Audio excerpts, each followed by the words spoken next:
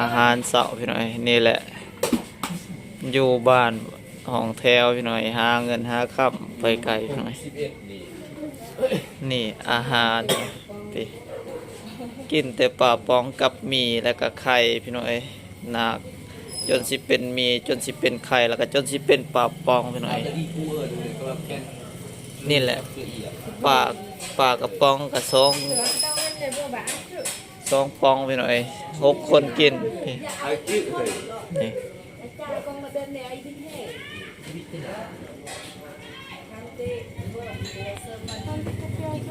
นี่พี่น้อยอาจจะเลยไทยก็จมพี่น้อยว่าเฮ็ดเวียกเฮ็ดงานเมื่อยก็บ่มีแห้งสิกินข้าวพี่น้อยบ่มีแห้งกินอาหารแบบว่าบ่อันน่ะพี่น้อยกินอาหารบ่มีแห้งพี่น้อยอาหารนี่คือแนวนี้แหละพี่น้อยแต่ละมื้อพวกเฮากินจังได๋พี่น้อยเพราะว่าเฮาอยู่ใกล้บ่อนหาของกินของอยากก็ใกล้พี่น้อยบ่อนตลาดทะเลหาซื้อก็มันก็ใกล้พี่น้อยเฮาก็บ่มีเวลาสิไปหาซื้อมาเด้อพี่น้อยมากินข้าวแซ่บๆนำทีมงานเฮาพี่น้อย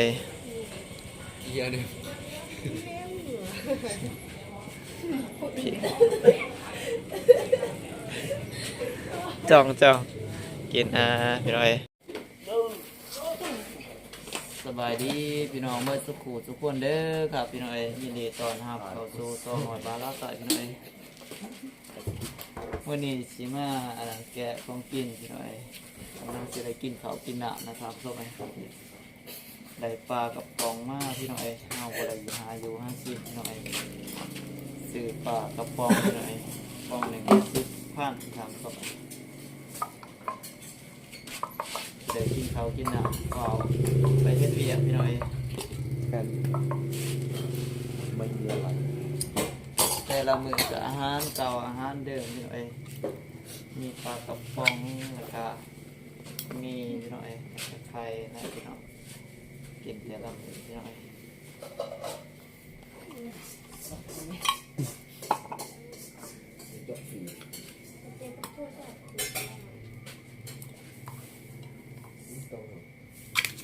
ก็เราก็ปอกไม่รู้ไม่รู้เราไปซื้อเอาพี่น้อยถ้วยกับบุมี่พี่น้อยมีแต่ใส่กินในหม้อเลยพี่น้องเพราะว่าเฮามากกะเรียกว่าต่อเหรอคุณต่อจะมาโอ้อันนั้นนะพี่น้อย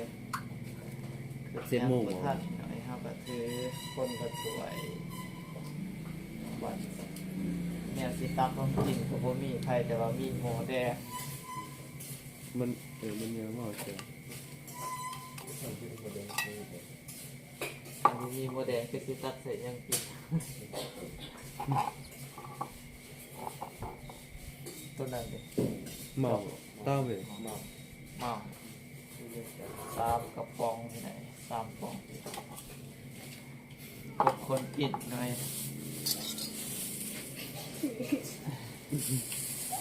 ที่มาปรุงต่อพี่หน่อยเจ็ดนะ6 สากกระบอกอะไรเอามาพี่หน่อยอาจจะแค่นั้น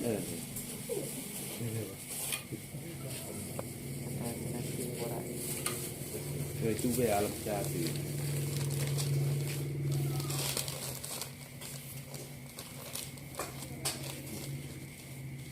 ใส่เกลือในเต็มน้อยพี่น้องเจ็บเด็กวิ่งหนูพอแดดกับโบมี่เต็มน้อย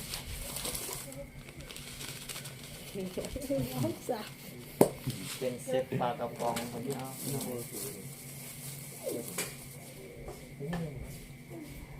เดือดนี่มาคนพี่หน่อยคนหายมันมุนนะพี่หน่อยมันจริงสิพอกินนะพี่หน่อย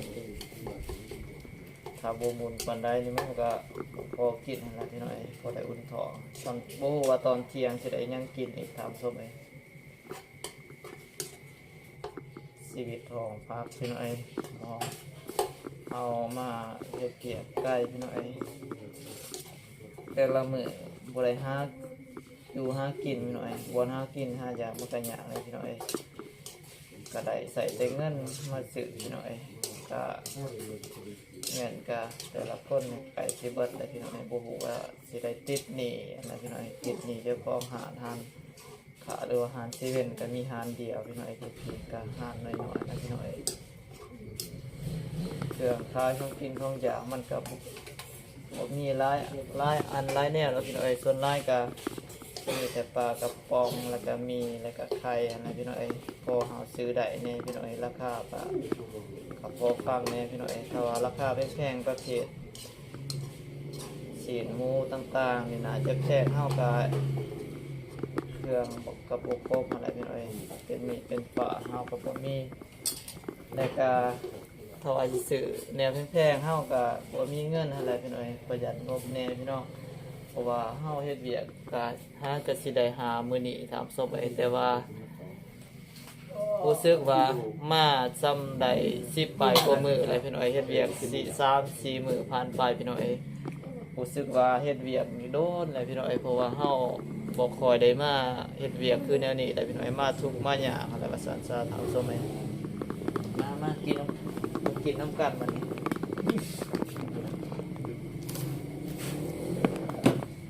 ปักเขาแล้วมันนี่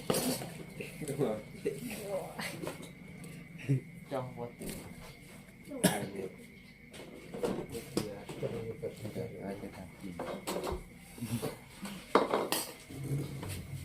น่าก็เสื้อวัน เซิงอินเจ้าอิน โดดเท่าอิน กระ ตี เซิร์ฟอินที่ โดดอัตรา ได้เรียบเต็ม ไล่ เลย เก่า ดอกวันที่เก่าดอกวันที่เป็นอะไรเต็ม 11 12 13มันนี่มันนี่มันที่ที่14 สี่ มวยที่ อัตราเสื้อวันปุยเหลว เป็น อัตรานะเสื้อวันปุยเหลวอั เป็น ตรา ที่11ควรที่ โดด วันที่เก่าที่ที่ ติเสื้อวันปุยเหลว ที่ที่ที่ที่ วันที่ห้า เสื้อวันปุยเหลวโจทย์ เสื้อวันดี โดดอัตราเสื้อวันปุย เพราะมันจะ ก็ หม สร้าง ด กูตัวนี้แต่คือว่าสมัยกูตัวนี้ 12 13 14 13 ผ่านเลยดิหามือ ทำมือ หามือผ่านผ่านไปแล้วพี่น้องเอ้ยแต่ว่าเงินเบิดเลย เสื้อ ใส่เสื้อ เสื้อ เสื้อวันอันนี้จืด แร อก ยู่ วันที่เก่าที่ เสื้อวันเสื้อ มือเอาผักอัตราเป้วัน เสื้อเมื่อผักอะไรต่อเป้บ่ะ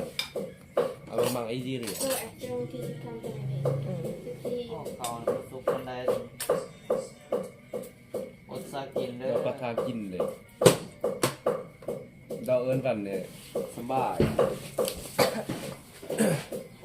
ว้าถึงสิตรงไงกินแต่อะไรก็กินสิที่แบบ มาพี่น้องเอ้ยมากินข้าวด้วยกันพี่น้องเอ้ย เรื่องโมเดล ครับปากกระป๋อง จับเด็ดระดับปลา เขาตอนนั้นกูพูดจริง ใช้ที่หัว มาพี่น้องเอ้ยนี่แหละทีมงานเฮาพี่น้องโอเคกินกับปากกระป๋องพี่น้องเอ้ยบ่ได้เฮ็ดบ่ได้หาอยู่หากินแนวอื่นพี่น้องเอ้ยมาพี่น้องแสบๆน้ำกันพี่น้อง ไ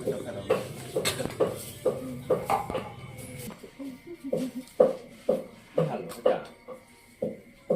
แบบนี้นะโลด เบี้ยต่ำเลย นี่ละนี่ต้องเด็ด แล้วเจ้าหลังมือจ้าเต็มมือจ้าเนี่ยจ้าไงว่าจ้าไงอีกตัวเอง รอ ชักเลยอ่ะ น้องจ๋าละ จ้าแล้วย่างจ้าอีก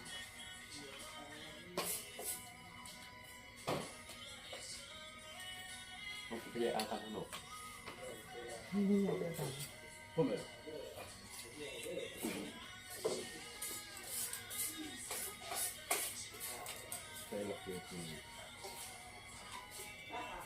เบ็ดอาชีพอะไร ก็หรอ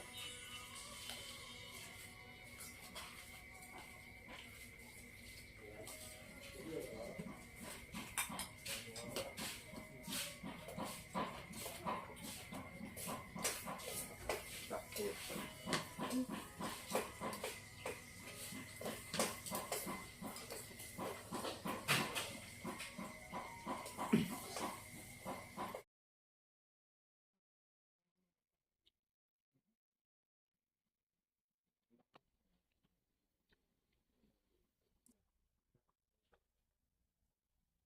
เอาไปบอกแล้ว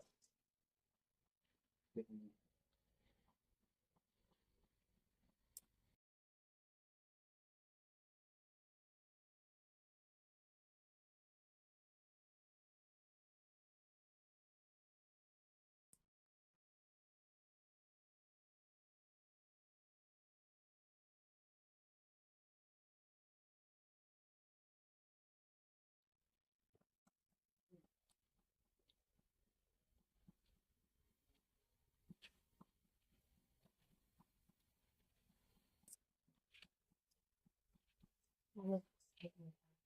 7 โมง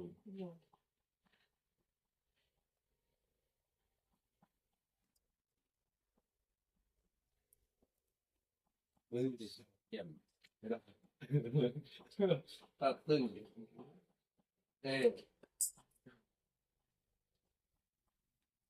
ชิมซอนพูด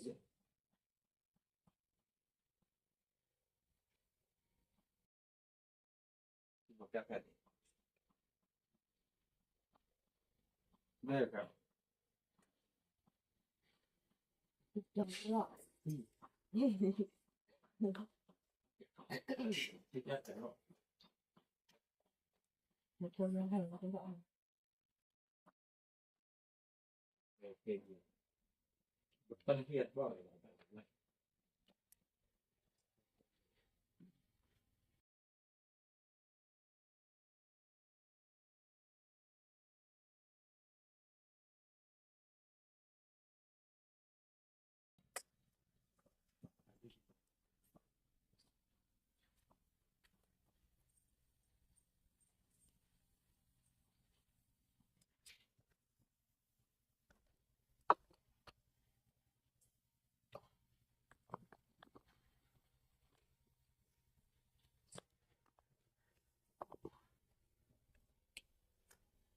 อาหารพี่น้อยติ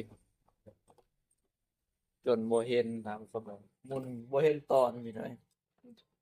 มินมุนมาพี่น้อยเดี๋ยวเป็นทุกนี่เลยครับส้มเลยปลากระป๋องพี่น้อยเป็นคือแจวพี่น้อยจากซิวาดอกพี่น้อยพี่น้อยหลังจากกินข้าวกินน้ำแล้วพี่น้อยก็ได้พักผ่อนจักหน่อยก็สิได้ไปสู่เวียกสู่งานต่อพี่น้อยกับมื้อนี้ก็ได้สิได้เข้างานสะในจักหน่อยพี่น้อยเข้างาน8 โมงพี่น้อยมื้อนี้8 โมงแล้วก็เลิก12 โมงพี่น้อยตอนแรกก็สิได้เข้าเวียกอีกครับแรงประมาณ2 โมงพี่น้อยก็เลิกแต่ก็6 โมงแต่น่าจะบ่ได้เลิกแล้วพี่น้อยก็มีโอทีต่อเลยพี่น้อยก็สิได้เฮ็ดเวียกหนักคู่มือพี่น้อยเพราะว่าเวียกก็หนักพอสมควรนะถามศพคือเฮามาใหม่คือแนวนี้พี่น้อยก็ปวดเบิดแข้งขาพี่น้อยเพราะว่าเฮาเฮ็ดเวียกบ่ได้นั่งพี่น้อยมีแต่ยืนตลอดพี่น้อยก็เฮ็ดให้ปวดแข้งปวดขาพี่น้อยคือหน่อยมาเล่าไตนี่พี่น้อยปวดเบิดแข้งขาพี่น้อยถ้ามือใดป่วยหลายพี่น้อยก็ได้เฮ็ดใส่หลายชั่วโมงพี่น้อยบ่ได้ป่วยน้อยแม่นเฮาเฮ็ดน้อยพี่น้อยคือว่าอันนี้พี่น้อยแรงว่านี่เฮาก็เฮ็ดได้ชั่วโมงเดียวพี่น้อยพอดีเลิก7:30ตอนแรกพี่น้อย